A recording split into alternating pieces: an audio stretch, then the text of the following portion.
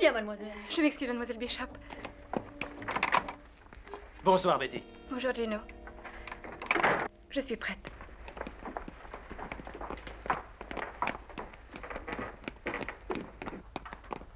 Betty. Je vous prie de m'excuser, mademoiselle Warren.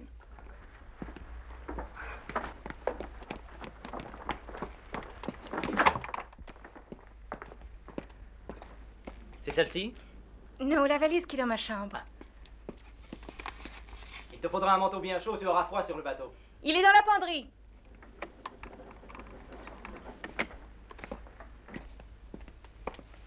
J'espère que ta mère me trouvera à son goût. Mais j'y compte bien. Dépêchons-nous, nous allons manquer le train.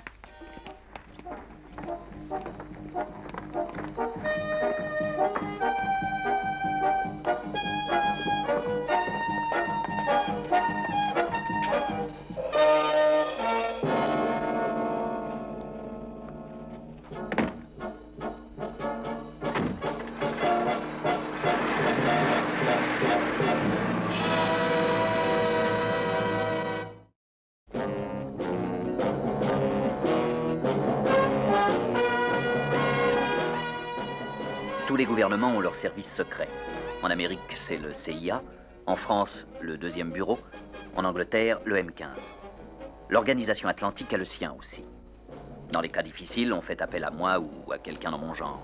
Oh, je me présente. Je m'appelle Drake. John Drake.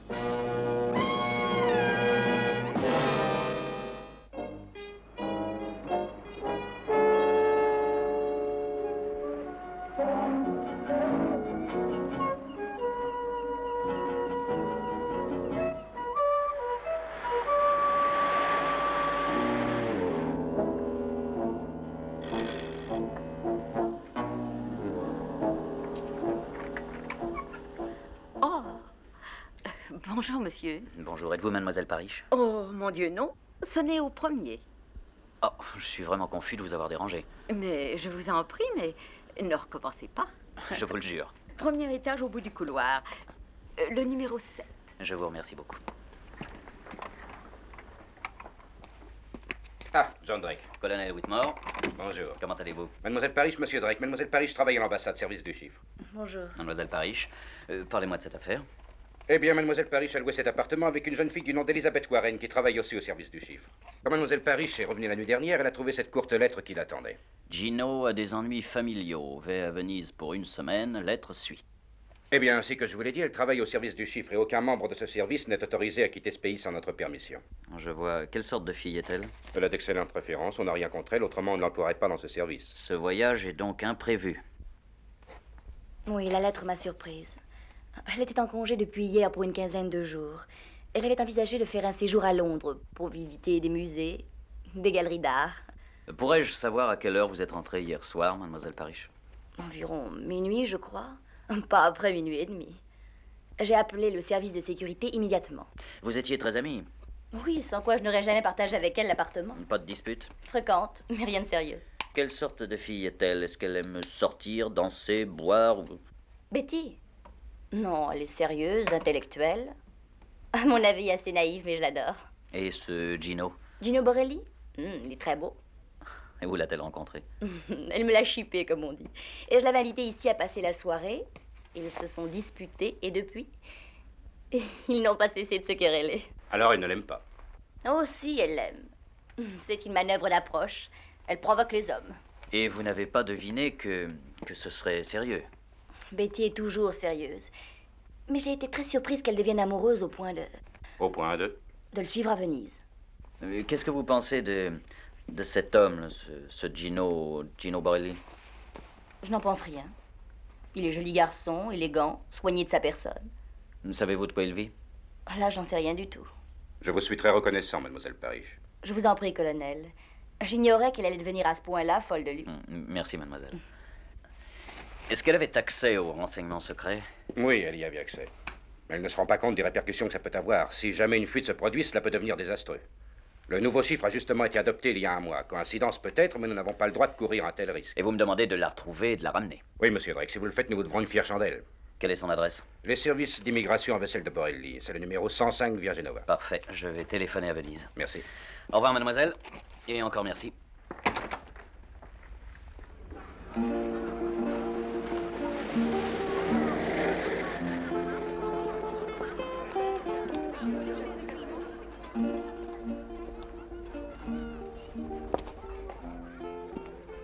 Gino, c'est toi, Gino. Gino.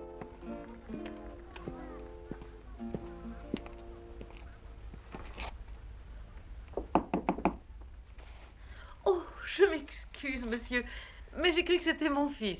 Bonjour, madame. Avez-vous quelque chose de libre? Oui, il me reste quelques chambres, mais Gino ne va pas tarder à rentrer. Je vous remercie. Je vous en prie, restez. Je suis très âgée et je suis très bavarde. Et personne ne lit jamais conversation avec moi. Dites-moi, vous êtes ici pour les vacances? Non. Oh, pour les affaires alors? Je suis de passage, c'est tout. De passage, un voyageur. Et moi, je reste assise toute la journée. Oh, excusez-moi. Entrez, mon enfant, entrez. Ah, voici la fiancée de mon fils. Son arrivée m'a causé beaucoup de joie. Elle est si bonne et si gentille. Vous avez encore oublié vos cachets. Oh, prenez-les à ma place, mon petit. Allons, soyons raisonnables. Ah, vous voyez, monsieur, j'ai une fille qui sait aussi bien me commander que mon fils.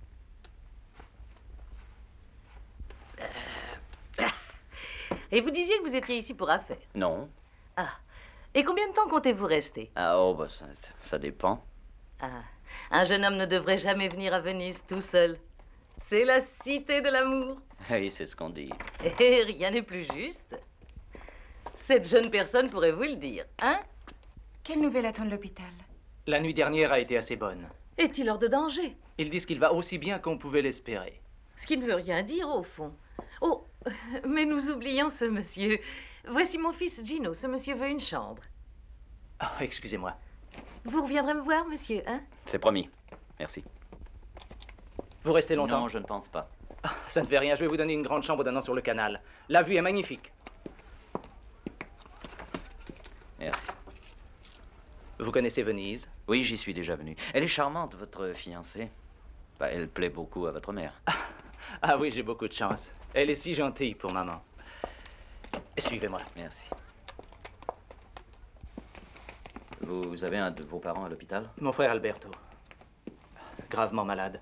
Je n'ai rien dit à ma mère, mais je ne pense pas qu'on puisse le sauver. Et comment va-t-elle prendre ça? Oh, ce sera terrible pour elle.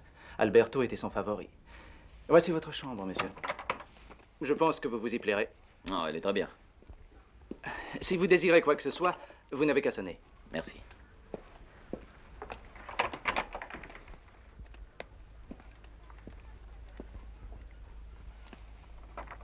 Ta mère veut te voir. J'y vais tout de suite. Mademoiselle Warren, Oui? puis-je avoir un entretien avec vous? Qui vous a dit comment je m'appelle? Non, c'est sans importance. Mais j'ai le droit de savoir? Je vous en prie. Qui êtes-vous? Veuillez vous asseoir. Vous travaillez au service à Londres à notre ambassade depuis le 21 mai de l'année dernière. Auparavant, vous étiez à l'ambassade de Paris. Vous êtes né à Claremont, New Hampshire. Vous êtes célibataire, âgé de 24 ans et vous habitez au numéro 158, Argyll Terrace, Londres. Je vous prie de me dire qui vous êtes. Vous connaissez bien ce jeune homme, Gino Borelli? Excusez-moi, avez-vous besoin de quelque chose? Pas du tout, mais je voudrais m'entretenir avec votre fiancée en privé si possible. Oh, dans cette chambre? Va-t'en, Gino. Mais ce que vous avez à lui dire, ne pouvez-vous pas le faire devant moi? J'ai bien peur que non, monsieur Borelli. Tu connaissais ce monsieur? Non. Alors je ne comprends pas. Je t'en prie, Gino, je t'expliquerai plus tard. Mais c'est inconvenant, voyons, seul dans cette chambre avec un homme. Gino, laisse-nous. Comme tu voudras, mais je n'arrive pas à comprendre. Alors, monsieur, peut-être pourrez-vous m'apprendre maintenant ce que cela signifie, J'y viens. Le connaissez-vous bien? puisque nous sommes fiancés. Vous n'avez pas saisi le sens de ma question, mademoiselle Warren. Je vous demande, le connaissez-vous bien? Oui, assez bien. Son passé aussi? Social ou financier? Politique? Oh, très conventionnel. Rien qui puisse vous choquer, monsieur Drake. Bon. Êtes-vous vraiment sûr de son amour? Oui, j'en suis sûre. Seriez-vous au besoin disposé à témoigner dans ce sens? Pourquoi n'avoir avisé personne de votre départ? Je l'ai fait, j'ai laissé une lettre. Oui, quelques mots écrits sur un morceau de papier. Vous connaissez les règles de sécurité de votre service, mademoiselle. Croyez-vous que ce soit régulier? J'ai le droit de prendre des vacances, monsieur Drake. N'oubliez pas que je peux vous ordonner de prendre le premier avion pour les États-Unis. Gino était à Londres. Son frère a été victime d'un grave accident. Quand il a reçu le message, il a été terriblement ennuyé. Il a dû rentrer pour s'occuper de l'hôtel et je l'ai suivi. Était-ce utile? Mais il avait besoin de moi. C'est lui qui vous l'a demandé? Non, mais je l'ai compris. Combien de temps comptez-vous rester? Jusqu'à la fin de mes vacances. 1 semaine et demie. Cet accident est arrivé comment? Il a eu un accident de voiture, Et où ça? à Sarbut. Ah, ce n'était donc pas en Italie. Mais que faisait-il donc dans les montagnes yougoslaves? Je suis désolée, mais je n'en ai pas la moindre idée, monsieur Drake. Qu'y a-t-il de si bizarre avec Sarbut? Beaucoup de gens infiniment respectables y vont. C'est un centre de sport d'hiver important. Qu'est-ce que vous imaginez? Vous croyez que je suis compromise dans une affaire d'espionnage? L'êtes-vous? Vraiment. Je trouve qu'à la sécurité, vous avez l'esprit bien soupçonneux. Gino et moi, nous allons nous marier. Je suis venue à Venise pour l'aider. C'est tout ce qu'il y a de simple. Même un enfant le comprendrait, monsieur Drake. Alors pourquoi pas vous? Que vous êtes-vous imaginé? Que j'allais peut-être passer de l'autre côté? Ah non, pas nécessairement, mais Gino ou des amis de Gino avaient peut-être projeté de vous contraindre. Quand vous regardez votre fiancé amoureusement dans les yeux, il est possible qu'il essaie surtout d'y apercevoir des secrets importants pour notre défense nationale. Vous avez l'esprit encore plus soupçonneux que je le pensais, monsieur Drake. Je le sais, oui, c'est pour ça qu'on me paie, mademoiselle. Eh bien, je vais câbler à Londres et leur faire mon rapport. La décision leur appartient, bien sûr, mais ne soyez pas surpris s'ils vous demandent de revenir immédiatement. Et la prochaine fois, je vous en prie, mademoiselle, faites-nous part de vos projets d'abord, ce qui évitera de nombreux ennuis à tout le monde. Je vous remercie. À votre service.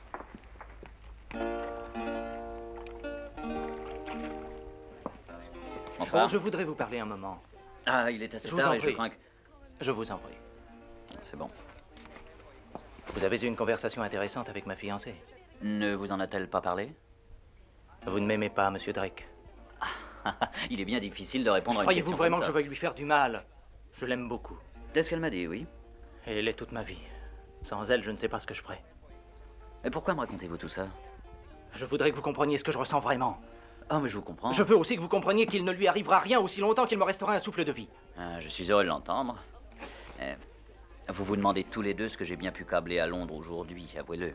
Eh bien, je leur ai demandé de permettre à mademoiselle Warren de rester ici pour le reste de ses vacances, à condition de se présenter 1 fois par jour au consulat des États-Unis. Voilà. Je vous en suis très Je vous reconnaissant, en prie. monsieur. Au revoir.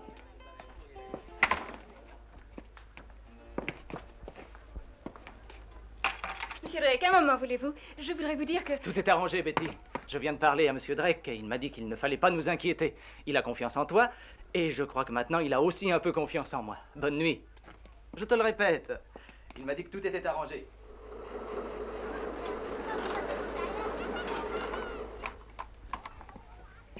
Bonjour, monsieur. Avez-vous passé une bonne nuit? Très bonne, merci. Vous avez un télégramme sur le plateau. Ah, merci.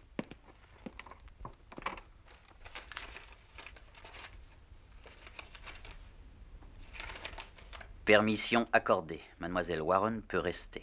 Se présenter quotidiennement au consulat. Whitmore.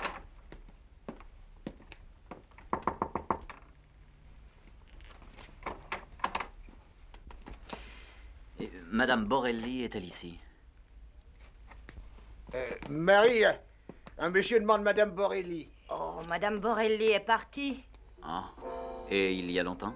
Ce matin de bonne heure, de très bonne heure. Vers 5 heures. Pour aller où?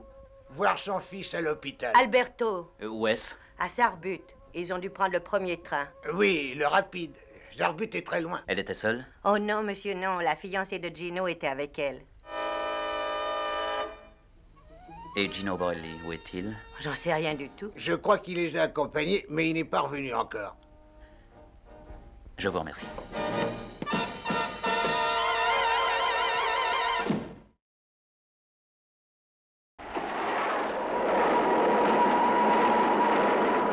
Je me rendis à la gare où l'on me confirma qu'une dame âgée et infirme, accompagnée d'une jeune fille, avait pris le rapide de Belgrade.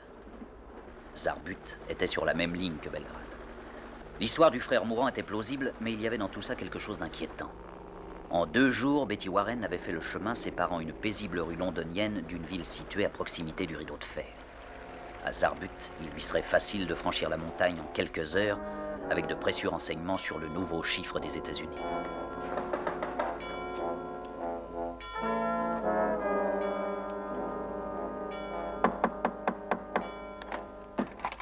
Puis-je voir mademoiselle Warren, s'il vous plaît? Mademoiselle Warren, oui. Merci.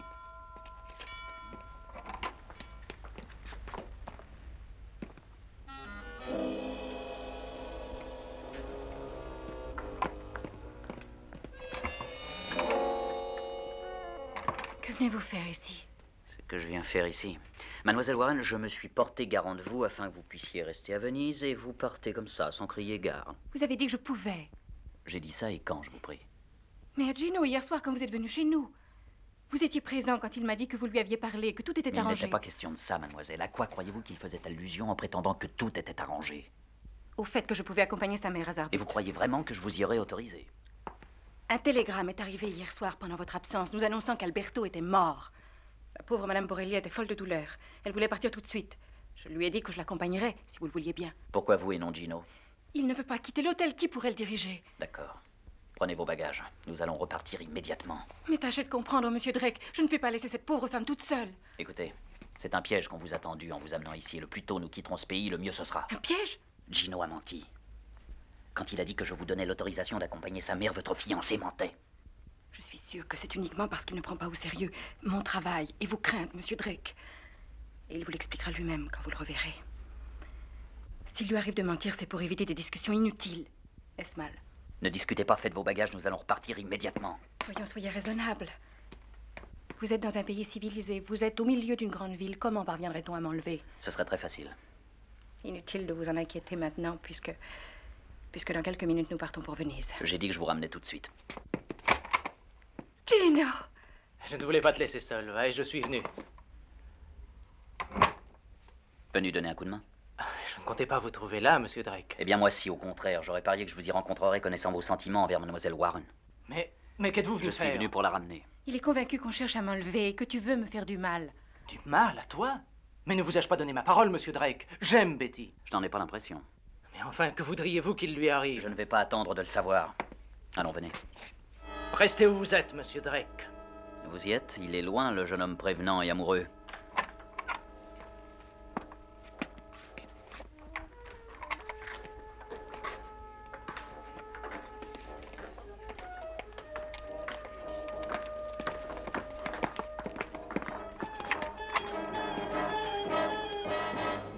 Entrez.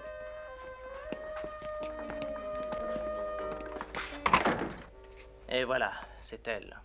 Mademoiselle Elizabeth Warren, service du chiffre à l'ambassade de Londres. Qu'avez-vous l'intention de faire? Inutile de discuter, le roman tire à sa fin. Et celui-là? Service de la sécurité. Nous allons le liquider sur place. Vous avez l'argent?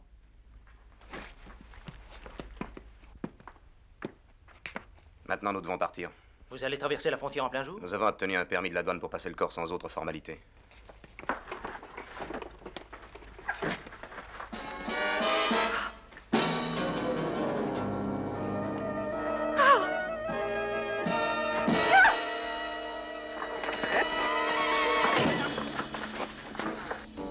Emmenez-le.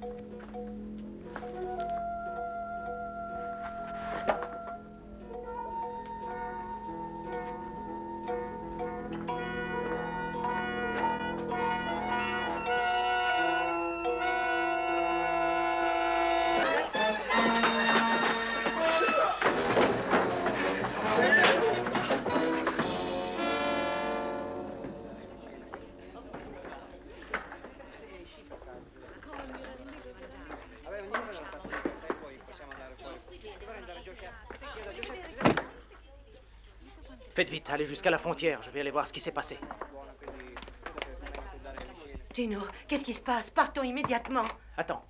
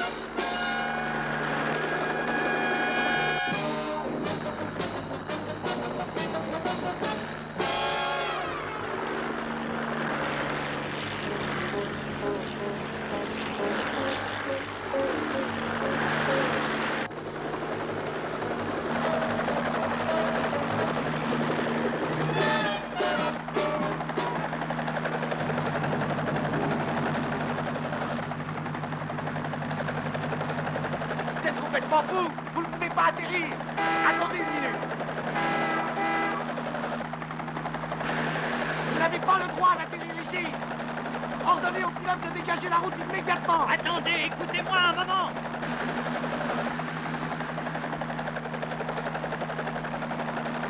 Bon, maintenant je vais faire dégager la route, capitaine. Oh!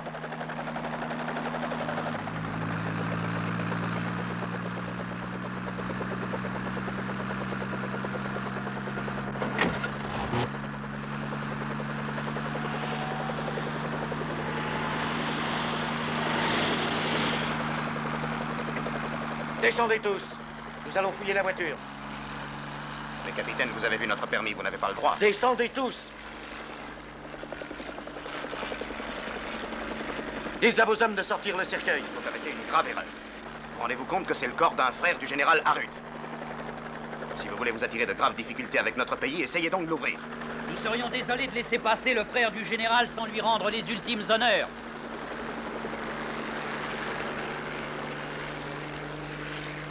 Allez, sortez le cercueil.